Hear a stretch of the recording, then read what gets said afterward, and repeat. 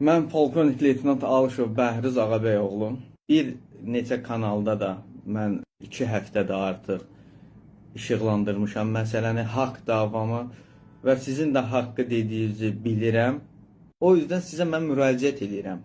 Əlində sənəti olmadan və ya icra nümayəndəsində mənim bu mülkiyyətimə toxuna bilməz. Əgər əlində qərarı varsa, mülkiyyət dağıdılması, sökülməsi, dayandırılması barədə sənəti varsa, buyursun aparsın.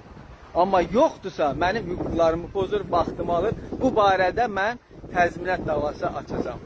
İcra hakimiyyətinin əlində heç bir sənəti yoxdur, gəlir deyir qanunsuzdur. Qanunu yalnız məhkəmə deyə bilər. Mən bunu qanunsuz tikirəm, yoxsa qanunu. Adamı öldürürlər, əli qanlıdır, şübhəli qismində saxlayırlar. Mənə icra hakimiyyəti gətirəcək, deyəcək ki, qanunsuz tikilirsən, əlində sənət gətirsin. Onu əsaslan. Məhkəməni udmuşamsa, bilin ki, mən haqqın tərəfindəyəm.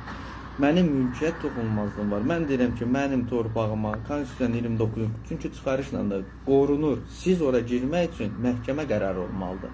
Bunlar deyir ki, biz sizi, baxın, görün mənə icra nə deyir? Binəqədi rayon icra hakimiyyətinin mavini və yaxud icra hakimiyyəti. Deyir ki, Bəhriz müəllim deyir, biz sizin evinizi bir dəfə söktük, 2 dəfə söktük, siz elə bir inatçıl eləyirsiniz bunu. Deyirəm, mən inatçıl eləmirəm, mən qanuna istinad eləyirəm. Siz kimsiz ki sökəsiniz? Bax, belə deyirəm. Nəyə əsasən? Mənə qeyri-rəsmi deyirlər, amma rəsmi mənə cavab göndərəndə. Nə göndərib bilirsiniz? Mən bunu sübutlarını eləyirəm. Göndərib ki, xeyr, biz bunu sökməmişik. Biz dəfələrlə belə bir, axırda məhkəməyə verəndən sonra şəhər salmanı bu çirkin oyununa qatdı. Binəqədi icrası.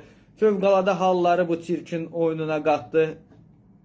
Hamısı qanunsuzdur. Bələdiyyənin ümumiyyətlə aidiyyəti yoxdur bu tam mülkiyyətli sənəti olan, hüquqçası olan torpağa. Bələdiyyə torpağı deyil məndə, özəl mülkiyyətdir.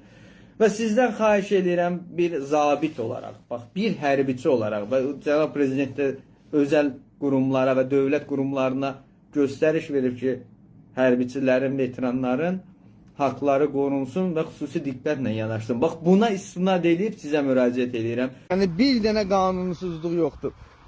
Asan xidmətlə işıq çəkmişdim. Şotçuk, hamısını vurub dağıdıblar. Yəni, bu ölkədə mən inanıram qanunlar işləyir.